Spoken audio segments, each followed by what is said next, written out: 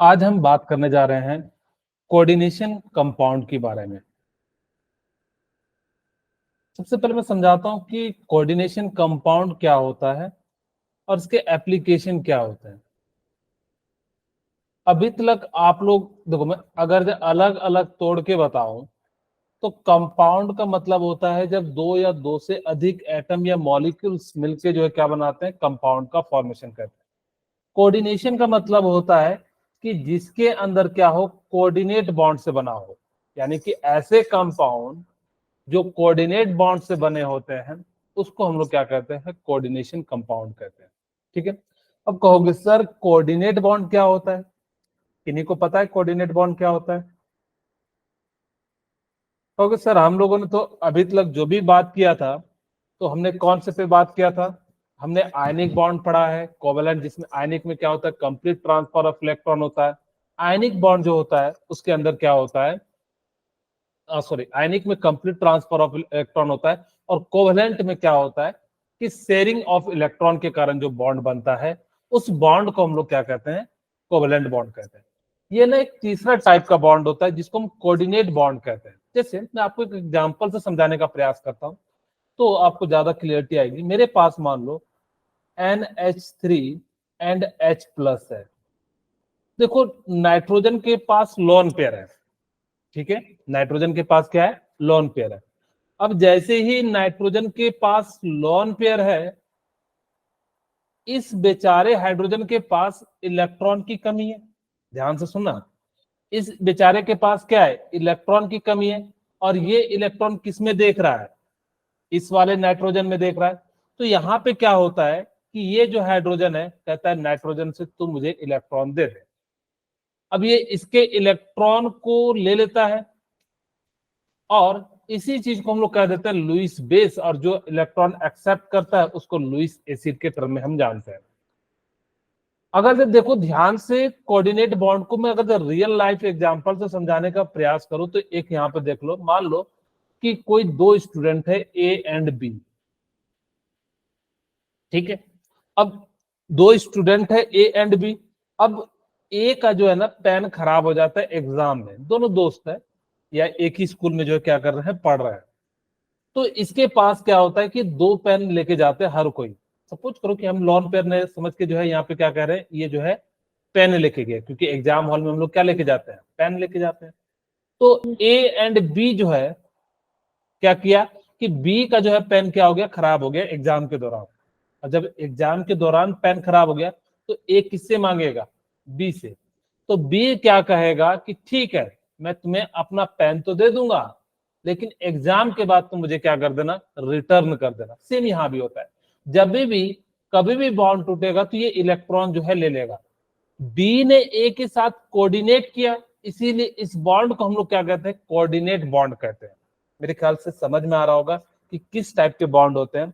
अगर जब मैं समझाऊं कि एक के पास क्या होता है, लॉन पेयर होते हैं, और एक के पास क्या होता है, जो है कमी होता है, इसको हम लोग क्या कहते हैं, लॉन पेयर डोनर या डोनर ग्रुप कहते हैं। इसको हम लोग क्या कहते हैं, एक्सेप्टर कहते हैं। Acceptor. Okay. Yes sir. Donor के पास क्या होता है, लॉन पेयर होता है। इसी चीज को हम लोग क्या कहते हैं, लुईस बेस कहते हैं।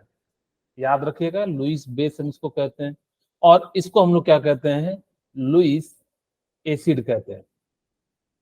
जनरली आप लोगों ने जो देखा होगा कि जो लुईस बेस होते हैं वो मेटल होते हैं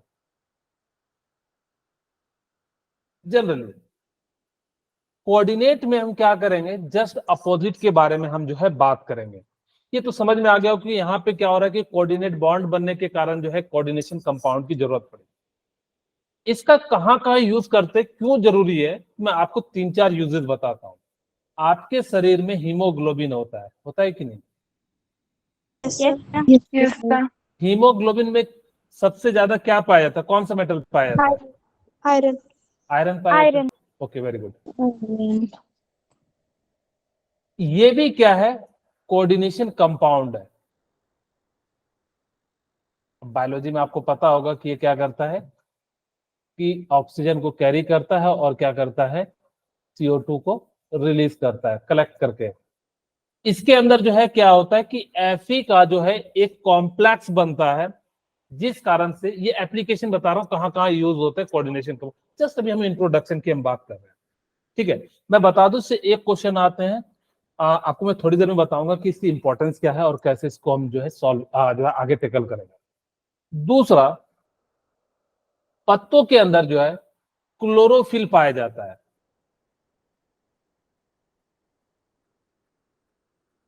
ठीक है, क्लोरोफिल क्या करता है, किन्हीं को पता है? मैग्नीशियम होता है। हाँ, मैग्नीशियम होता है। ये क्या करता है क्लोरोफिल प्लांट में? पत्तों का रंग हरा। हाँ, एक तो आप कह सकते हो कि पत्ते का रंग हरा होता है। दूसरा, इसको किचन कहा जाता है, यानी कि प्लांट का। ये क्या करता है, सन की एनर्जी को अब्सॉर्ब करता है, उसको केमिकल एनर्जी में इन प्रेजेंस ऑफ वाटर और जो है मिनरल्स के प्रेजेंस में क्या बनाता है, खाना बनाता है। यहाँ भी जो कॉम्प्लेक्स होता है वो किस चीज का होता है? मैग्नीशियम का होता है। ये कोऑर्डिनेशन कंपाउंड का एक फॉर्मेशन होता है। थर्ड वन बताऊं, जो विटामिन B12 है,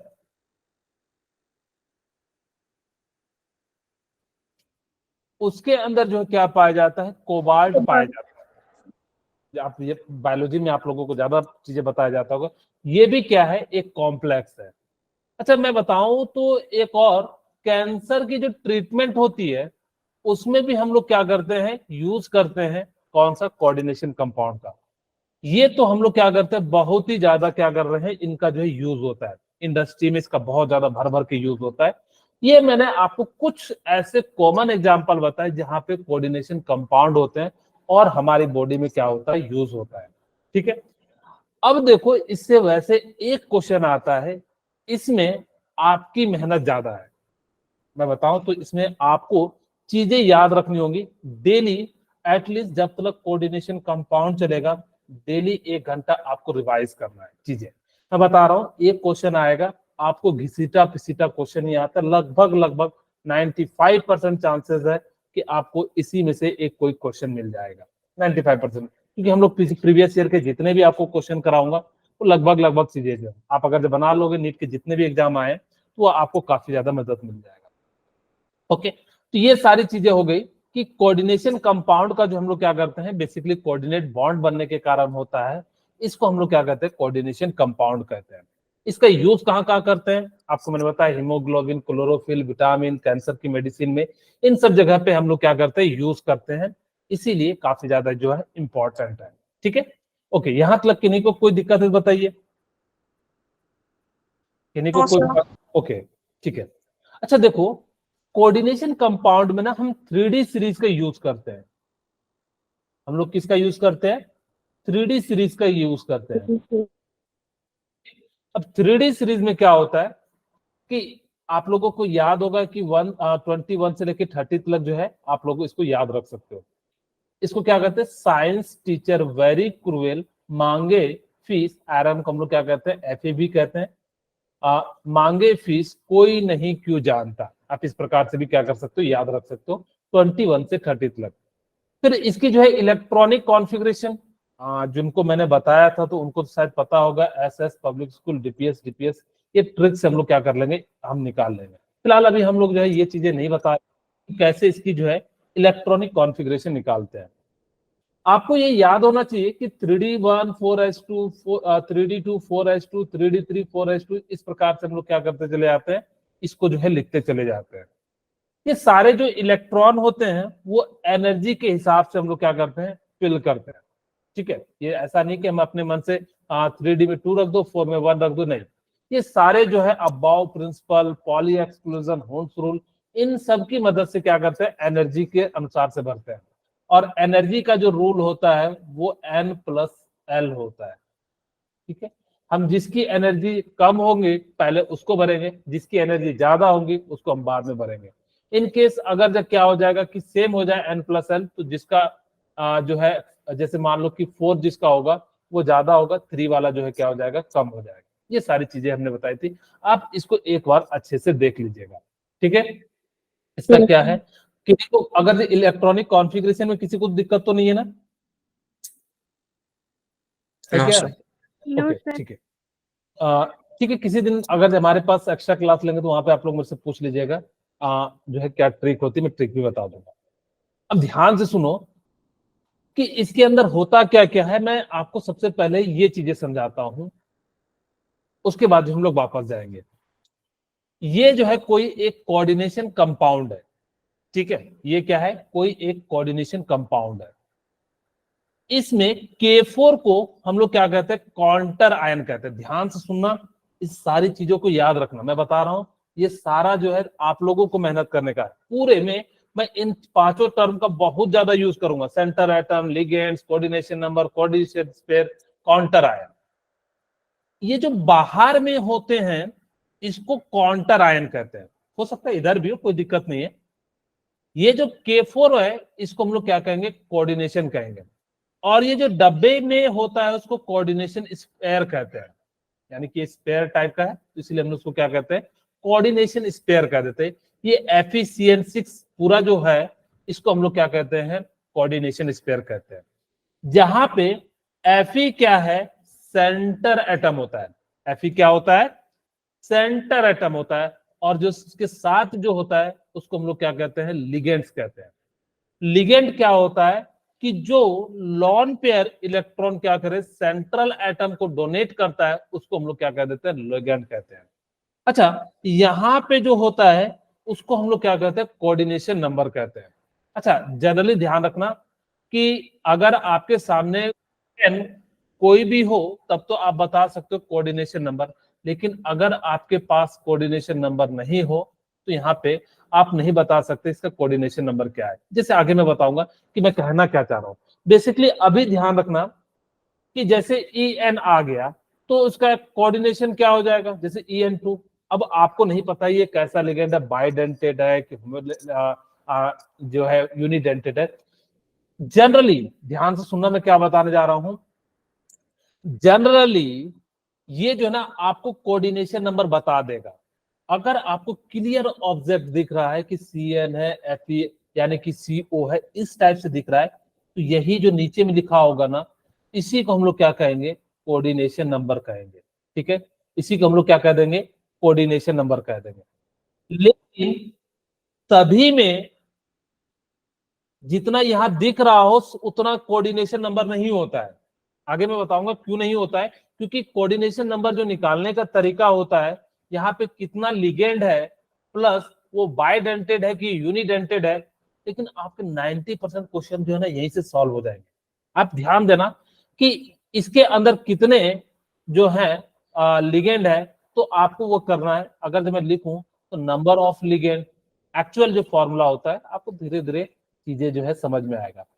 ठीक है, नंबर ऑफ लिगेंड इनटू क्या हो जाएगा, बाइडेंटेड है कि यूनिडेंटेड है।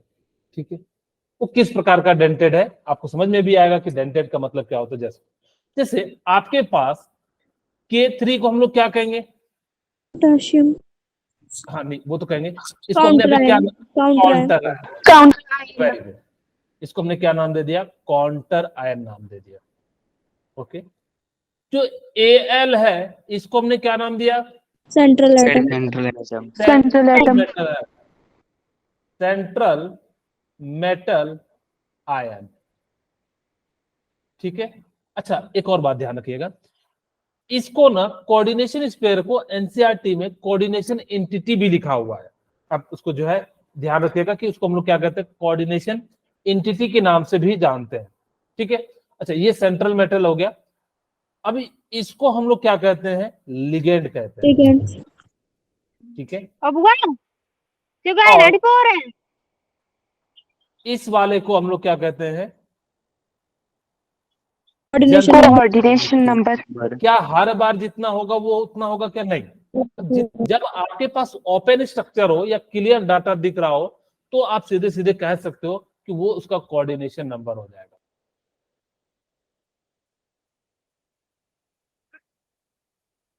ओके, उसका क्या हो जाएगा, कोऑर्डिनेशन नंबर हो जाएगा। और इस पूरे को, ये जो है इसको हम लोग क्या कह देते हैं, कोऑर्डिनेशन स्पेयर कोऑर्डिनेशन स्पेयर हो। ठीक है, इसको हम लोग क्या कह देते हैं, कोऑर्डिनेशन स्पेयर कह देते हैं। ओके, ध्यान से सुनना, K3 जो है उसको काउंटर आयन कहेंगे। जो ब्रैकेट के अंदर जो पहला मेटल होता है उसको हम सेंट्रल मेटल आयन कहते हैं, और ये C2 जो डब्बे में होता है उसको लिगेंड कहते हैं। लिगेंड का काम क्या होता है कि वो सेंट्रल मेटल को इलेक्ट्रॉन देता है, कोऑर्डिनेट बॉन्ड का फॉर्मेशन करता है। ठीक है, इसको हम लोग क्या कह देते हैं, कोऑर्डिनेशन जो है लिगेंड कहते हैं। और कितने लॉन पेयर इलेक्ट्रॉन दे रहा है उसी को हम लोग क्या कह देते हैं, कोऑर्डिनेशन नंबर कह देते हैं।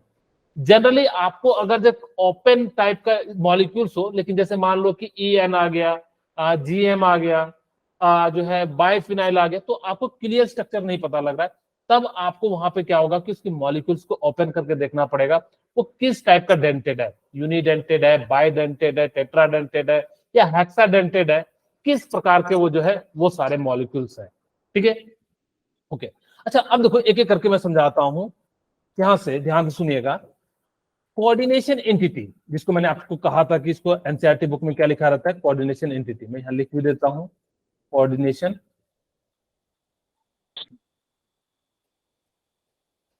एंटिटी कहते हैं। ठीक है, ओके। अब एक एक करके पढ़ते हैं। कोऑर्डिनेशन एंटिटी क्या हो गया, जैसे मान लो कि मेरे पास, यहां पे मैं आपको समझाने का प्रयास करता हूं, NiCO4, ये जो है ब्रैकेट है CO4। मुझे बताओ कि इसके अंदर कोऑर्डिनेशन एंटिटी कौन सा है, जो स्क्वायर वाले, CO4। अच्छा, मुझे बताओ कि यहां पे कोऑर्डिनेशन एंटिटी क्या है इस वाले मॉलिक्यूल्स में,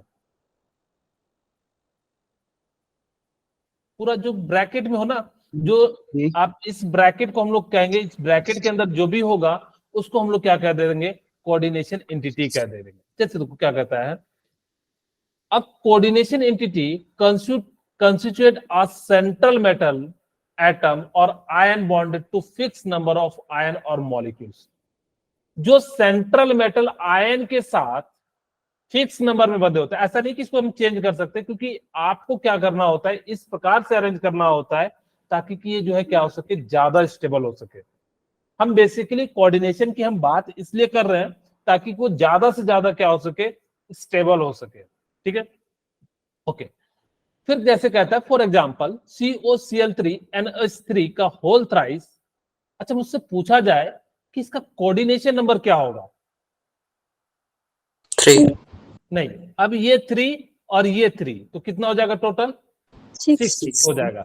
यानी कि जब आपके पास क्लियर डाटा होगा तब आपको हम क्या कर सकते हैं, देख के बता सकते हैं कि उसकी जो है कोऑर्डिनेशन नंबर कितनी है, तो यहाँ पे 6 है। और यहाँ पे कोऑर्डिनेशन स्क्वायर पूछा जाए तो ये क्या हो जाएगा, जो ब्रैकेट के अंदर होगा उसको हम लोग क्या कहेंगे, कोऑर्डिनेशन स्पीसी और कोऑर्डिनेशन एंटिटी या कोऑर्डिनेशन जो है स्पेयर कहेंगे। ठीक है, is a coordination entity in which the cobalt is surrounded by 3 ammonium molecules and 3 chloride ions। आप सिंपल समझो कि कोऑर्डिनेशन एंटिटी उसको कहेंगे जो ब्रैकेट के अंदर क्या होगा, बंद होगा। अब कहोगे सर हमारे पास 2 ब्रैकेट है, एक छोटी ब्रैकेट एक बड़ी ब्रैकेट, तो आप जनरली याद रखिएगा बड़ी ब्रैकेट वाले को हम कोऑर्डिनेशन स्पेयर कहते हैं, छोटी वाले को नहीं कहते हैं। ठीक है, अच्छा मुझे बताओ कि NiCO4 में Ni क्या है, central metal ion, central metal ion, sorry counter ion है ये।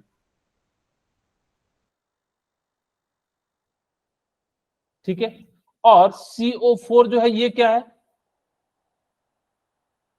कोऑर्डिनेशन स्पेयर है, कोऑर्डिनेशन स्पेयर। इसको हम लोग क्या कहेंगे, कोऑर्डिनेशन स्पेयर। ओके, यहां पे लिगेंड कितना है, एक, क्योंकि एक ही तो है CO4, इसलिए इसका लिगेंड क्या हो जाएगा, 1 हो जाएगा। चलिए हम अगला क्वेश्चन करते हैं।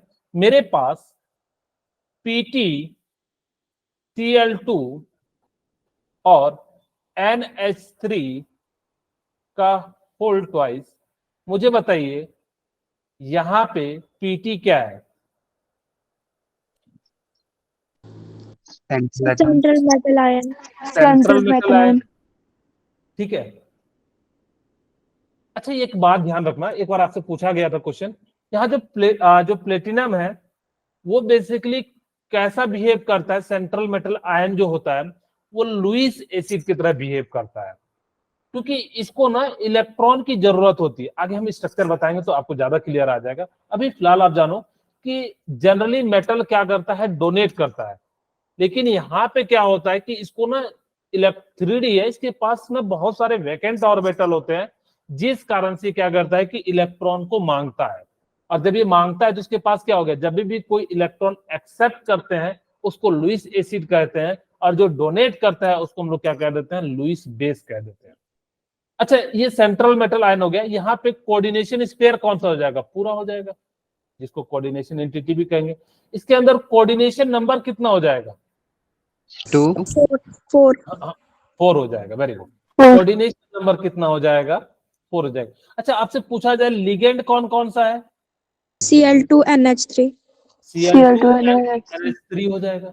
ये जो है क्या है, दो इसमें जो है दो टाइप के लिगेंड है, हेटेरोलिटिक एग्जांपल है। अच्छा मुझे बताइए FeCN का होल 6 और 4 माइनस में बताओ Fe क्या है, central metal ion. Central metal ion. Central metal ion. अच्छा ऐसे याद रख सकते हो, देखो ध्यान से सुनना, मैं वापस से इस वाले एग्जांपल पे आता हूं। ये जो है ना, जो स्पेयर है, कोऑर्डिनेशन स्पेयर है, इसको क्या करता है ना, ये जो है काउंटर करता है, यानी कि इसके ऊपर ना कुछ नेगेटिव पॉजिटिव जो भी आएगा उसके बिहाफ पे हम लोग क्या करते हैं, इसको बैलेंस करने के लिए हम लोग क्या करते हैं, काउंटर करते हैं। तो इसीलिए इसका क्या नाम पड़ जाता है, काउंटर आयन नाम पड़ जाता है।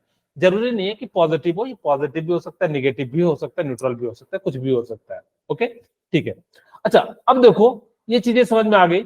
मुझे बताओ कि Fe जो है वो क्या है, सेंट्रल मेटल आयन। CN क्या है, लिगेंड।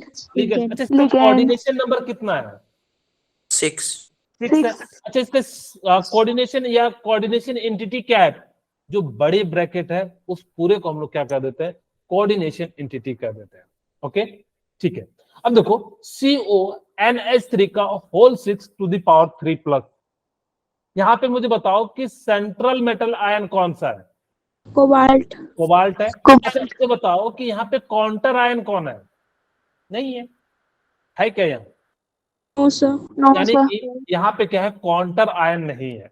ठीक है ओके। अच्छा मुझे बताओ यहाँ पे लिगेंड कौन है, NH3 कोऑर्डिनेशन नंबर कितना है, 6 यहाँ पे जो है कोऑर्डिनेशन नंबर क्या हो जाएगा, 6 हो जाएगा। अब चलिए बात करते हैं सेंट्रल एटम एंड आयन की। क्यों मैंने बताया, ताकि कि आप भी, मैंने ये जो है एग्जांपल क्यों बताया, ताकि कि आपको जो है पूरा जो है समझ में आ सके, इसीलिए एक एग्जांपल दिया ताकि कि आपको जो है मन में पूरा क्लियरिटी बैठना शुरू हो जाए। ओके अच्छा मुझे बताइए इन the coordination entity, coordination entity का मतलब क्या है, जो ब्रैकेट के अंदर, जो स्पेयर के अंदर, in the coordination entity the atom या ion to which a fixed number of ion of group are bounded to definite geometrical arrangement around it is called central atom और आयन।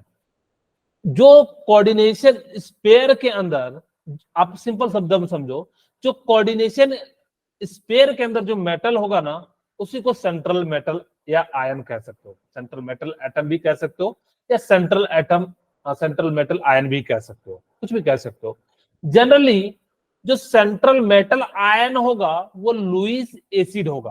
मैंने आपको बताया कि लुईस एसिड होगा। क्यों, आपको मैंने बताया कि लुईस एसिड क्या होते हैं, जो इलेक्ट्रॉन को एक्सेप्ट करते हैं उसको लुईस एसिड कहते हैं। और यहां पे लिगेंड क्या हो जाएगा बताइए, लुईस बेस, क्योंकि वो इलेक्ट्रॉन को क्या करेगा, देगा। अच्छा चलिए ये तो समझ में आ गया कि सर आपने कहा कि जो कोऑर्डिनेशन एंटिटी या कोऑर्डिनेशन स्पेयर के अंदर जो मॉलिक्यूल्स होगा, जो अगर जब मेटल होगा उसको हम लोग क्या कह देते हैं, आप जो है सेंट्रल मेटल एटम आयन कहते हैं। अब आपके मन में आएगा कि सर हम कैसे पहचाने, हमारे पास तो ऐसा नहीं है कि मेटल की हम प्रॉपर्टी वहां पे देखें। तो आपको जनरली ये वाला टेबल याद रखना पड़ेगा 21 से लेकर 30 तक, यानी कि स्केडियम, titanium, vanadium, chromium, manganese, iron, cobalt, निकल, कॉपर, जिंक। वैसे तो सारे के सारे डी ब्लॉक के एलिमेंट होते हैं, लेकिन ये जो है सबसे ज्यादा आपके लिए इंपॉर्टेंट है, तो आपको इसको क्या करना होगा, ध्यान रखना होगा। ओके ठीक है, अब चलिए Yes, sir. करके जो है बात करते हैं कि कौन सा जो है आपके लिए जो है कोऑर्डिनेशन एंटिटी के अंदर जो है आपका सेंट्रल मेटल आयन है। अच्छा मुझे बताओ कि यहाँ पे NiCl2H2O4 में कोऑर्डिनेशन एंटिटी कौन है? तो जो पूरा स्फीयर के अंदर है। Very good. Square के अंदर है. अच्छा मुझे बताओ यहाँ पे लिगेंड कौन कौन से हैं? Cl2H2O, Cl2H2O. Very good. अच्छा मुझे बताओ यहाँ पे सेंट्रल मेटल आयन कौन सा है? निकल, निकेल जो है यहाँ पे क्या है? सेंट्रल मेटल आयन है। ठीक है, ओके। अच्छा मुझे बताओ यहाँ पे कोऑर्डिनेशन एंटिटी कौन सा है? Sir CO3। पूरे स्फीयर के अंदर पूरा ओके। सर. अच्छा मुझे बताओ यहाँ पे लिगेंड कौन कौन सा है? Cl and NH3, Cl2H. अच्छा इसमें कोऑर्डिनेशन नंबर कितना है? 6, 6। अच्छा यहाँ पे कोऑर्डिनेशन नंबर कितना है? 4, 4 और 2 कितना है? 6 है। जनरली याद रखना निकेल जो है 6 में ही जनरली पाया जाता है। मैं आपको आगे बता दूंगा भी कुछ कुछ जगह पे इसका जो है यूज होता है। ठीक है, अब ये तो आपको पता लग गया कि CO सेंट्रल मेटल आयन है, Cl NH3 लिगेंड है और यहाँ पे कोऑर्डिनेशन नंबर कितना है? 6 है। ये क्वेश्चन पूछा जाता है किसका, बताओ कोऑर्डिनेशन नंबर कितना है? आप देखोगे प्रीवियस ईयर की अगर आप बुक ओपन करके देखोगे वहां पे सीधा सीधा पूछा जाएगा कि इसका कोऑर्डिनेशन नंबर क्या है, लेकिन वो इतना सिंपल नहीं पूछेगा। अगर ऐसा पूछेगा तो सभी के सभी बता दें। वो क्या करता है कि कॉमन टर्म जैसे EN यूज करेगा, फिनाइल टर्म यूज करेगा या फिर फॉस्फिन यूज करेगा, PH3 यूज करेगा। वो सीधे सीधे मॉलिक्यूल्स नहीं दिया रहेगा। क्या दिया रहेगा? मॉलिक्यूल्स का शॉर्ट फॉर्म दिया रहेगा। तो क्या करना पड़ता है हमें जो है उनको ओपन करके देखना पड़ता है। अगर जब मॉलिक्यूल्स फॉर्मूला आता है तो ठीक है, नहीं तो मैं आगे आपको ट्रिक बताऊंगा कि कैसे हम पहचानेंगे। ओके ठीक है। अब देखो इन्होंने कहा कि Ni2+ CO3+ and Fe3+ respectively these are central metal ion, या तो उसको हम लोग क्या कहते हैं? सेंट्रल एटम कहते हैं या सेंट्रल मेटल आयन कहते हैं। ठीक है, इसको याद रखना कि सेंट्रल मेटल आयन जो होते हैं उसको हम लोग क्या कहते हैं? लुईस एसिड कहते हैं। ओके, दो बातें हमने समझ ली कि जो ब्रैकेट के अंदर होगी, बड़ी वाली ब्रैकेट के अंदर जो है उसको कोऑर्डिनेशन स्पेयर कहते हैं, और जो स्पेयर के अंदर अगर जब मेटल है तो उसको हम लोग क्या कह देते हैं? सेंट्रल मेटल आयन कह देते हैं या एटम भी कह देते हैं। ओके, अब आपके मन में आ रहा होगा सर ये Ni2+ कैसे है, CO3+ कैसे है, Fe3+ कैसे है? हम ऑक्सीडेशन में जस्ट थोड़ी देर में बताएंगे कि कैसे निकाला जाता है, ये थोड़ी देर में आप लोगों को मैं बताऊंगा। फिर हम बात करते हैं लिगेंड्स की। अब आपको पता लग गया लिगेंड्स क्या होता है। लिगेंड्स उस मेटल को कहते हैं जो अपने lone pair central metal atom को दे या सेंट्रल मेटल आयन को दे, उसको हम लोग क्या कहते हैं? लिगेंड्स कहते हैं। द आयन और molecules bonded to atom ion in the coordination entity are called ligand. अब सिंपल सिंपल शब्दों में अगर मैं समझाने का प्रयास करूं, the number of lone pair donated to the central metal ion is known as ligand। Simply आप ये समझो कि जो सेंट्रल मेटल को लॉन पेयर देगा उसको हम लोग क्या कहेंगे? लिगेंड्स कहेंगे। जो भी अगर जो देता है तो उसको हम लोग क्या कह देते हैं? उसको सेंट्रल पेयर और जो है लिगेंड्स कहते हैं। यहाँ पे क्या होता है ना, कोऑर्डिनेशन एंटिटी का फॉर्मेशन होता है, यानी कि मैंने आपको बताया कोऑर्डिनेट बॉन्ड का फॉर्मेशन होता है, इसलिए इसको हम लोग क्या कह देते हैं? कोऑर्डिनेशन एंटिटी के अंदर जो है सारी चीजें जो है घटना करती है। दिस में भी simple ion such as chlorine minus, ये क्या हो सकता है? क्लोरीन माइनस भी हो सकता है। Small molecule such as H2O NH3 या लार्ज मॉलिक्यूल सच एज, इसी को हम लोग क्या कहते हैं? EN भी कहते हैं। ठीक है, शॉर्ट फॉर्म में हम लोग इसको क्या कहते हैं? इथिलीन डाइअमाइन कहते हैं। ठीक है, यानी कि इस प्रकार से हम लोग क्या कहते हैं। और even micro molecule such as protein, यानी कि जो बड़े बड़े प्रोटीन्स के जो मॉलिक्यूल्स होंगे उसको हम लोग क्या कहेंगे? जो अगर जो लॉन पेयर देगा उसको लिगेंड्स कहेंगे। क्या आप लोगों को ये तीनों टर्म समझ में आया? Yes sir, Yes, sir. Entity किसको कहते हैं? क्या पूछा? कोऑर्डिनेशन एंटिटी किसको कहते हैं? जो हाँ, जो बड़े स्क्वायर के अंदर होता है उसको हम लोग क्या कहते हैं? Coordination entity. Central metal ion किसके कहते हैं? जो कोऑर्डिनेशन एंटिटी या कोऑर्डिनेशन स्पेयर के अंदर जो होगा, उसके अंदर जो मेटल होगा उसको हम लोग क्या कहेंगे? सेंट्रल मेटल आयन कहेंगे। लिगेंड्स किसे कहेंगे? ध्यान से सुनना, पूरी कोऑर्डिनेशन में ये 5-6 टर्म इतनी हमेशा यूज होते रहेंगे, आप लोग जो है अगर जब नहीं ध्यान से सुनोगे तो पूरी जो है कोऑर्डिनेशन में आपको दिक्कत आने वाली है। ठीक है, फिर से मैं समझा देता हूं। कोऑर्डिनेशन एंटिटी का मतलब होता है जो बड़े से ब्रैकेट के अंदर होगा उसको कोऑर्डिनेशन एंटिटी या कोऑर्डिनेशन स्फीयर कहते हैं। सेंट्रल मेटल आयन किसे कहते हैं? कोऑर्डिनेशन एंटिटी के अंदर जो मेटल होगा उसको हम लोग क्या कहेंगे? सेंट्रल मेटल आयन कहेंगे। अगर जो कोऑर्डिनेशन एंटिटी के बाहर होगा उसको हम लोग क्या कहेंगे? काउंटर आयन कहेंगे। लिगेंड किसे कहेंगे? जो सेंट्रल मेटल आयन को लॉन पेयर डोनेट करे उसको हम लोग क्या कहते हैं? लिगेंड्स कहते हैं। क्या यहां तक आप लोगों को समझ में आया? Okay Yes, sir. Yes, sir. अच्छा देखो, व्हेन अ डाई और पॉलीडेंटेड, अभी आपको शायद समझ में नहीं आ रहा होगा डेंटेड का मतलब क्या होता है। डेंटेड का मतलब होता है कि कितने इलेक्ट्रॉन सॉरी लोन पेयर को डोनेट कर रहा है। ठीक है, अब अगर एक डोनेट कर रहा है तो यूनिडेंटेड कहते हैं या मोनोडेंटेड कहते हैं। दो डोनेट कर रहे हैं तो डाई या बाइडेंटेड कहते हैं। तीन या तीन से ज्यादा डोनेट कर रहा है इसको हम लोग क्या कहते हैं? पॉलीडेंटेड कहते हैं। ठीक है, वही लिखा है। When a di or polydentate ligand use its two or more donor atoms simultaneously to bind a single metal ion. जो पॉलीडेंटेड या डाइडेंटेड होते हैं ना, मोनोडेंटेड में याद रखना कि वो एक ही साइड से इलेक्ट्रॉन देगा। अगर वो जैसे मान लो कि उसके पास देने के लिए एक ही साइड है और वो एक ही साइड से देगा, जैसे फ्लोरीन माइनस है, इसको हम लोग क्या कहते हैं? जितने भी हैलोजन है वो सारे के सारे क्या होते हैं? मोनोडेंटेड होते हैं। उसके पास देने के पास एक ही है। पॉलीडेंटेड या डाइडेंटेड में क्या होता है कि उसके पास इलेक्ट्रॉन देने के लिए दो साइड है। जैसे यहाँ पे देखो NH3 को मैं समझाने का प्रयास करता हूं। यहाँ पे देखिए CH2 इसको हम लोग क्या कहते हैं? इथिलीन डाइअमाइन कहते हैं। इसके पास देखो दो लोन पेयर है, एक यहाँ है एक यहाँ है। अगर ये दोनों डोनेट करता है मेटल को, देखो इसका बाइडेंटेड लिगेंड है। इसको हम लोग शॉर्ट में क्या कहते हैं? EN का यूज करते हैं। ठीक है, इस चीज को ध्यान रखिएगा। इसको हम लोग शॉर्ट में क्या कहते हैं? EN को जो है हम लोग इसको रिप्रेजेंट करते हैं। अब EN जो इथिलीन डायमीन है उसको हम लोग क्या कहते हैं? बाइडेंटेड है। इनके सपोज करो कि अगर जो आपसे पूछ देता, जैसे मैं यहां पे लिख देता हूं NiCl2 EnCl2, इसका मुझे बताओ कोऑर्डिनेशन नंबर कितना होगा? 6. 6 होगा। 4. ध्यान से, नहीं 4 नहीं होगा। मैंने कहा कि लिगेंड्स उसको कहते हैं जो लॉन पेयर डोनेट करता है। ये बाइडेंटेड है। देखने में तो लग रहा है एक दे रहा होगा, लेकिन एक्चुअल में अंदर में वो कितने इलेक्ट्रॉन दे रहा है? 2। हमने कहा था कि अगर आपको EN या और भी कोई शॉर्ट फॉर्म में दिया रहे तो आपको उसको स्ट्रक्चर देखना पड़ेगा, तभी हम बता सकते हैं। लेकिन अगर जिसका ये स्ट्रक्चर दिया रहता तो हम क्या कर सकते थे? देख के बता सकते थे।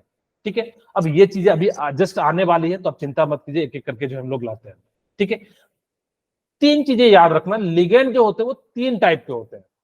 ठीक है, एक तो ऐसे होते हैं जो यूनिडेंटेड या मोनोडेंटेड होते हैं, जिसके पास एक ही लोन पेयर और वो क्या कर रहा हो? डोनेट कर रहा हो। ठीक है, एक ऐसे होते हैं जिसके पास 2 या 2 से ज्यादा हो और वो सभी के सभी डोनेट कर देते हैं, उसको हम लोग क्या कहते हैं? बाइडेंटेड या पॉलीडेंटेड कहते हैं। अगर जब 2 डोनेट करेगा तो बाइडेंटेड, 3 डोनेट करेगा तो ट्राइडेंटेड, 4 डोनेट करेगा टेट्राडेंटेड, 5 डोनेट करेगा पेंटाडेंटेड, 6 डोनेट करेगा तो क्या कहते हैं?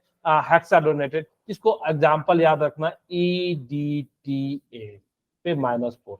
ये जो है कैसा है? हेक्साडेंटेड होता है। आगे आएगा ये मॉलिक्यूल्स भी। ठीक है, ओके। एक और होता है जिसको हम लोग क्या कहते हैं? एम्बीडेंटेड।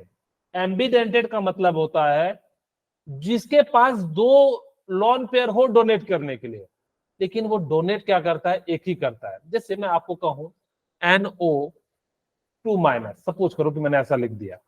ठीक है, NO2 ज्यादा तो नहीं बना दिया मैंने, NO2+ कर देते हैं।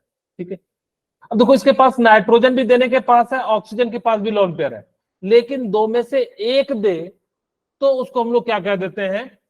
जो है एम्बीडेंटेड। उसको हम लोग क्या कहते हैं? एम्बीडेंटेड। ठीक है, एम्बीडेंटेड। एम्बीडेंटेड का मतलब, जैसे आप लोगों ने एक, मैं छोटा सा वर्ड समझाने का प्रयास करता हूं। आप लोगों ने एम्फोबियन ऐसे नाम सुना होगा, जो दोनों में रहता है, थल और जल में। उसको हम लोग क्या कहते हैं? एम्बीफोबियन। तो यहाँ पे उसी तरह से एम्बी का मतलब होता है कि जो कॉमन हो, यानी कि क्या हो, जिसके पास दो लोन पेयर हो लेकिन डोनेट कितना करेगा, एक, उसको हम लोग क्या कहते हैं, एम्बीडेंटेंट कहते हैं। ठीक है, वही कहता है। It is said to be chelate अगर ये रिंग का फॉर्मेशन कर रहे हैं लिगेंड। देखो जैसे यहां पे क्या हो रहा है, रिंग का फॉर्मेशन हो रहा है, इसको हम लोग क्या कहते हैं, चिलेट कहते हैं। सभी के सभी जो सिंगल यूनिडेंटेड होते हैं वो चिलेट का फॉर्मेशन नहीं करते हैं। ठीक है, जनरली क्या करते हैं, जो बाइडेंटेड, ट्राइडेंटेड, हेक्साडेंटेड, ये सारे मॉलिक्यूल्स जो होते हैं वो क्या करते हैं, अगर जो रिंग का फॉर्मेशन करते हैं उसको हम लोग क्या कहते हैं, चिलेट कहते हैं, रिंग फॉर्मेशन। अगर लिगेंड के द्वारा डोनेट करने के कारण अगर वो क्या बन रहा हो, रिंग बन रहा हो, उसको हम लोग क्या कहते हैं, चिलेट कहते हैं। ओके, बोलिए यहां तक किन्हीं को कोई दिक्कत है? मैं फिर से एक बार रिकॉल करा देता हूं। अभी तक हम लोगों ने कोऑर्डिनेशन स्पेयर या कोऑर्डिनेशन एंटिटी पढ़ा, जो बड़े ब्रैकेट के अंदर होगा उसको कोऑर्डिनेशन स्पेयर कहते हैं। फिर मैंने बताया कि सेंट्रल मेटल आयन जो कोऑर्डिनेशन स्पेयर या कोऑर्डिनेशन एंटिटी के अंदर होगा, उसके अंदर जो मेटल होगा उसको कोऑर्डिनेशन एंटिटी कहेंगे। लिगेंड किसे कहेंगे, जो लॉन पेयर डोनेट करता है उसको हम लोग क्या कहते हैं, लिगेंड कहते हैं। अगर जब कोऑर्डिनेशन नंबर जो पूछा जाए तो क्या होगा कि कितने लिगेंड जो है वो क्या कर रहा है, लॉन पेयर को डोनेट कर रहा है, या कितने पेयर लॉन पेयर डोनेट हो रहे हैं, या कितने पेयर जो है लॉन पेयर को डोनेट कर रहे हैं, लॉन पेयर कितने डोनेट कर रहा है, उसको हम लोग क्या कहते हैं, कोऑर्डिनेशन नंबर कहते हैं। अगर एक इलेक्ट्रॉन एक लॉन पेयर डोनेट करता है तो उसको हम लोग क्या कहते हैं, यूनिडेंटेड या मोनोडेंटेड। आगे है, मैंने आपको सारा डाटा बनाया हुआ है, लेकिन अभी मैं समझा रहा हूं, धीरे धीरे धीरे चीजें जो है आपको समझ में आएगी। लास्ट तक हम इतनी बार, EN का मतलब होता है यहाँ पे इथिलीन डाइएमाइड।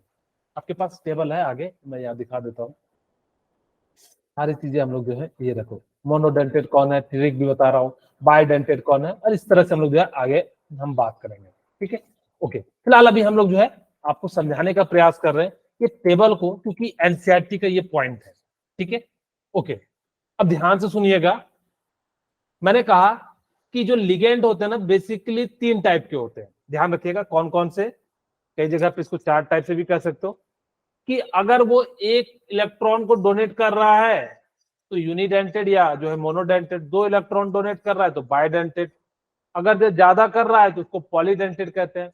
एम्पीडेंटेड का मतलब होता है जिसके पास एक से ज्यादा साइड हो लॉन पेयर की, लेकिन वो डोनेट कितना करेगा, एक ही करेगा, उसको हम लोग क्या कहते हैं, एम्पीडेंटेड कहते हैं। ठीक है, चलिए अब यहां तक जो है, और अगर वो रिंग का फॉर्मेशन कर रहा है उसको हम लोग क्या कहेंगे, चिलेट कहेंगे। The number of such ligating group is called the density of ligand, यानी कि कितना ज्यादा वो लॉन पेयर को डोनेट कर रहा है उसी को हम लोग क्या कहते हैं, डेंसिटी कहते हैं। एक डोनेट कर रहा है तो उसको हम लोग क्या कहेंगे, मोनोडेंटेड या यूनिडेंटेड। अगर जब 2 डोनेट कर रहा है लॉन पेयर तो उसको हम लोग क्या कहेंगे, बाइडेंटेड। अगर जब उससे ज्यादा डोनेट कर रहा है तो उसको हम लोग क्या कहेंगे, यानी कि जो है पॉलीडेंटेड। और अगर उसके पास 2 लॉन पेयर हो और एक को डोनेट कर रहा हो उसको हम लोग क्या कहेंगे, एम्बीडेंटेड कहेंगे। ओके, बोलिए यहां तक 3-4 पॉइंट आप लोगों को मेरे ख्याल से समझ में आ गया होगा। Okay, such complexes called chelate complex tend to be more stable than the similar complex containing under unidented ligand। अच्छा, ये ध्यान रखना कि जब यूनिडेंटेड का तो मतलब आप लोगों को समझ में आ गया होगा। सर यूनिडेंटेड का मतलब क्या होता है, जिसके सर, पास जो एक लोन पेयर डोनेट डोनेट करता कर, है उसको हम लोग क्या कहते हैं, यूनिडेंटेड कहते हैं। ठीक है, यूनिडेंटेड से जो चिलेट बनाता है, यानी कि जो बाइडेंटेड वाले होंगे वो ज्यादा स्टेबल कंपाउंड बनाता है। क्यों? क्योंकि रिंग जो होता है ना वो ज्यादा स्टेबल होता है। चिलेट का मतलब क्या होता है, सर, जो कंपाउंड रिंग बना देते हैं। वो कंपाउंड क्या बना रहा होगा, रिंग बना रहा होगा, उसको हम लोग क्या कहते हैं, चिलेट कहते हैं। ठीक है, ओके। अब देखो, ligand which has 2 more different donor atom and either the 2 ligands in the complex is called एम्बीडेंटेड। यानी कि मैंने कहा कि उसके पास क्या हो, 2 से ज्यादा डोनेट करने के लिए हो, लेकिन वो क्या कर रहा होगा, एक ही साइड से डोनेट करेगा, उसको हम लोग क्या कहते हैं, एम्बीडेंटेड लिगेंड कहते हैं। बोलिए यहां तक किन्हीं को कोई दिक्कत है, बताइए। जैसे No, sir. Example such ligand are NO2- and HCN minus. देखो NO2 माइनस यहाँ पे जो है इसके पास नाइट्रोजन भी डोनेट करने के लिए है और ऑक्सीजन भी है। HCN अगर मैं कहूँ ना एम्बीडेंटेड में नाइट्रोजन रिलेटेड, अगर नाइट्रोजन के साथ कोई भी दूसरा जिसके पास लोन पेयर होगा वो आपको एम्बीडेंटेड के रूप में बिहेव करेगा। ठीक है, आपको ये चारों तीनों जो है ध्यान रखना है।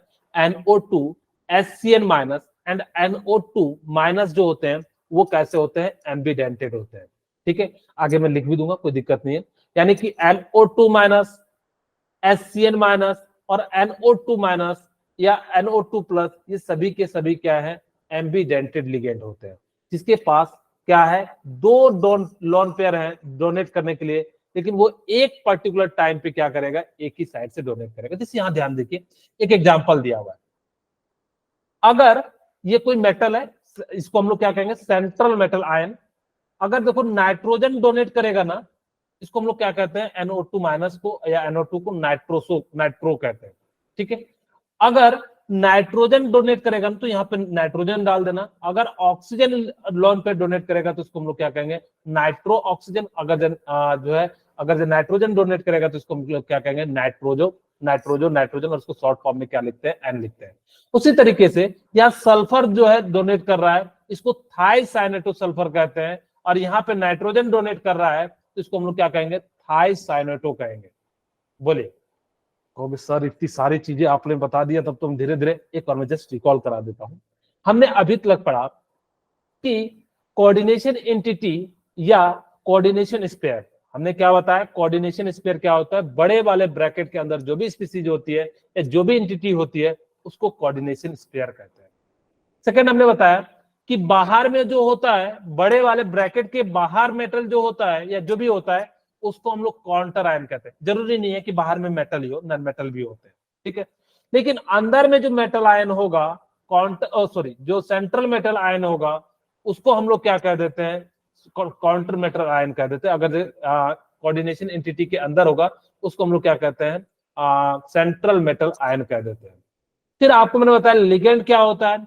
लिगेंड वो मेटल होते हैं जो क्या करेगा, लोन पेयर को डोनेट करता है, उसको हम लोग क्या कह देते हैं, लिगेंड्स कहते हैं। लिगेंड्स बेसिकली 4 टाइप्स के होते हैं। आपको मैंने बताया कि जो इसके पास एक ही साइट लोन पेयर डोनेट करने के लिए उसको हम लोग क्या कहते हैं, यूनिडेंटेड। और अगर जो उसको हम लोग एक और नाम से जाना जाता है, मोनोडेंटेड। अगर जो उसके पास 2 लोन पेयर डोनेट करने की टेंडेंसी है उसको हम लोग क्या कहते हैं, बाइडेंटेड कहते हैं। पॉलीडेंटेड में क्या होगा, 3 या 3 से ज्यादा हो, ट्राई, टेट्रा और जो है पेंटा और क्या हो, हेक्सा टाइप के हो, तो उसको हम लोग क्या कह देते हैं, आपको जो है पॉलीडेंटेड कहते हैं।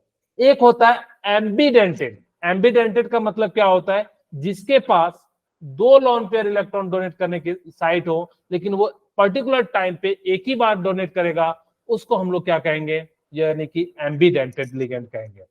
अगर वो एम्बीडेंटेड 2 में से जिसका नाम, जो डोनेट कर रहा है उसी को हम लोग क्या कर देंगे, जो है उसका नाम लिख देंगे या उसके सल्फर। जैसे मान लो नाइट्रोजन कर रहा है तो हम जो है उसको थाइसाइनेटो जो सल्फर कह देंगे। और अगर यहाँ पे जो हम लोग नाइट्रोजन डोनेट कर रहा है तो नाइट्रो N कहेंगे। और यहाँ पे ऑक्सीजन डोनेट कर रहा है तो यहाँ पे क्या कहेंगे, नाइट्रोटो ऑक्सीजन कहेंगे। यहाँ तक मेरे ख्याल से थोड़ी थोड़ी चीजें जो है आप लोगों को समझ में आने शुरू हो गई होगी। ओके, अच्छा ध्यान से सुनिए, कोऑर्डिनेशन नंबर तो मैंने बताया। कोऑर्डिनेशन नंबर का मतलब क्या हो जाता है कि जो सेंट्रल मेटल आयन को क्या करे, लोन पेयर डोनेट करे, उसको हम लोग क्या कहते हैं, कोऑर्डिनेशन नंबर कहते हैं।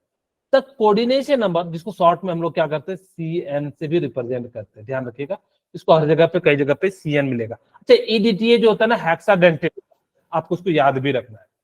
The coordination number CN of metal ion in complex can be defined as the number of ligand donor atom. ये ध्यान रखिएगा, number of ligand donor atom. आपके पास NCERT बुक होगा तो पूरा डिक्टो जो है वहीं से उठाया हूं, आप इसको देख सकते हो। Which the metal is directly bonded, यानी कि जो सेंट्रल मेटल एटम आयन के साथ जो बॉन्डेड होगा उसी को हम लोग क्या कहेंगे, कोऑर्डिनेशन नंबर कहेंगे। लेकिन मैं आपको कहूंगा कि आप ऐसे याद रखना कि कोऑर्डिनेशन नंबर उसको कहेंगे जो सेंट्रल मेटल आयन को कितने लोन पेयर डोनेट कर रहा है, वही उसका कोऑर्डिनेशन नंबर हो जाएगा। ठीक है, ओके।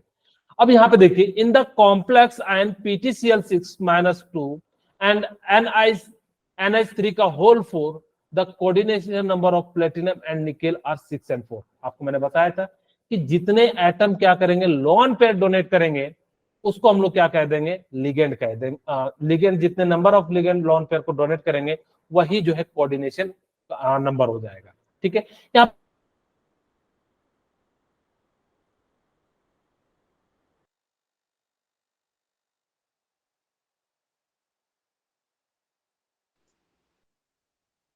मेरी आवाज जा रही है? Yes, sir. हेलो, मेरी आवाज जा रही है? Yes, sir. Yes, Yes, sir. sir. मेरी आवाज जा Yes, sir. Yes, sir.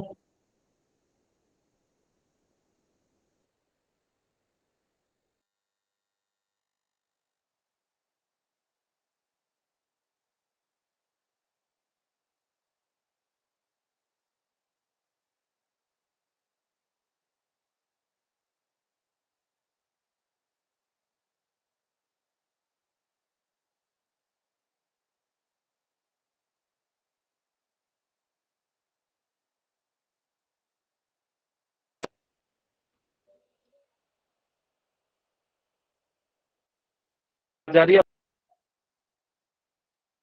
Sir, Yes, sir. अब आ रही है। ओके, ठीक है। जस्ट थोड़ा लाइट चले सर कट कट के आ रही है। गया है, इसके लिए जस्ट एक मिनट, मोबाइल में कनेक्ट कर रहा हूँ।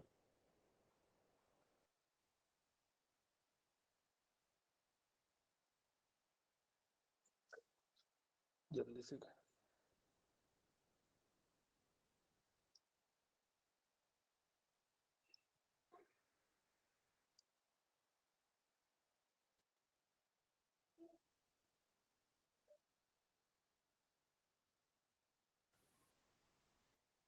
ओके। मेरी आवाज one minute। मेरी आवाज जा रही है अब? Yes, sir.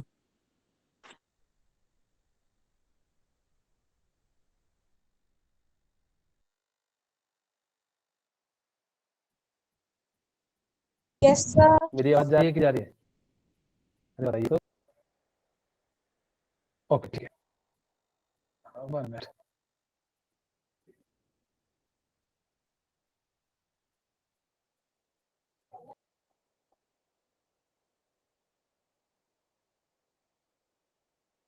अगर देने जाओगे तो बता दीजिएगा। हमने क्या कहा कि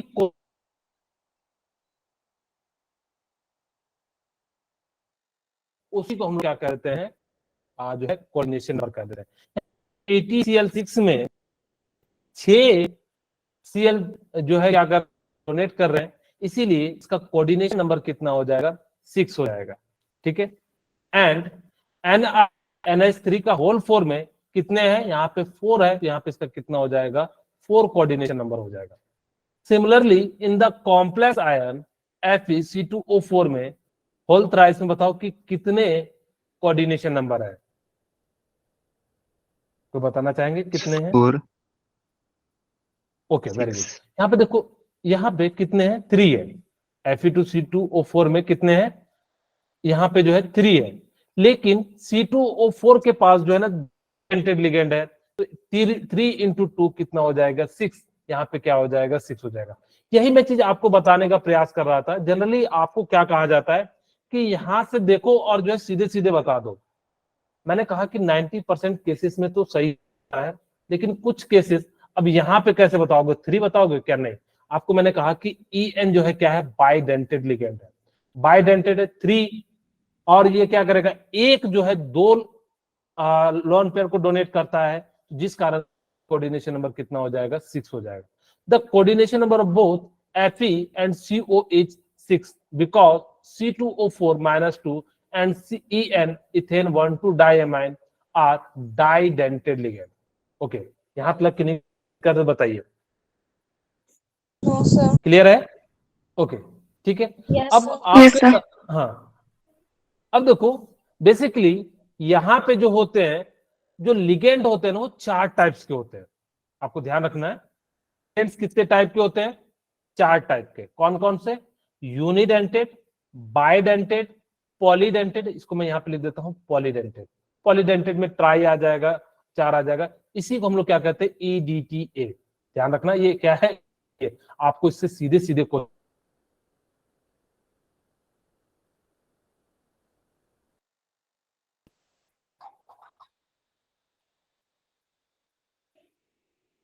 पॉलीडेंटेड।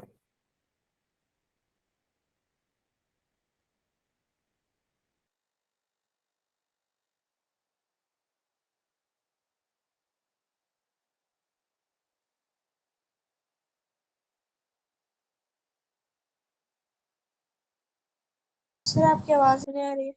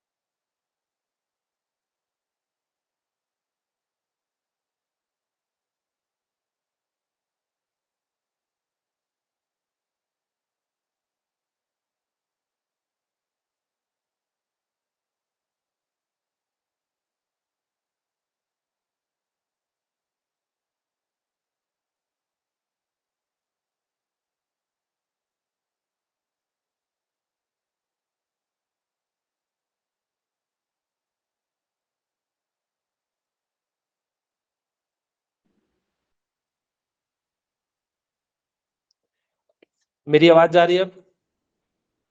Yes, sir. Yes, ठीक sir. है, आज की क्लास में यहीं पे रखता हूँ। शायद मौसम जो है सही नहीं है, बारिश के जैसे हो रहा है, इसी कारण से मोबाइल का नेटवर्क भी सही नहीं है। ठीक है, तो कोई नहीं, हम लोग जो है कल की क्लास जो होगी या परसों की क्लास होगी तो उसमें एडजस्ट कर लेंगे। ठीक, okay, Yes, Okay, sir. sir. ठीक है। तो आप लोग अभी लेफ्ट कर जाइए, मैं इसका नोट्स भेज देता हूँ, क्योंकि फिर पढ़ाने से भी कोई फायदा नहीं है जब चीजें समझ में ही ना आए तो इनको जो है नेक्स्ट क्लास में मैं बताऊँ। तो आप लोग लेफ्ट कर सकते हैं।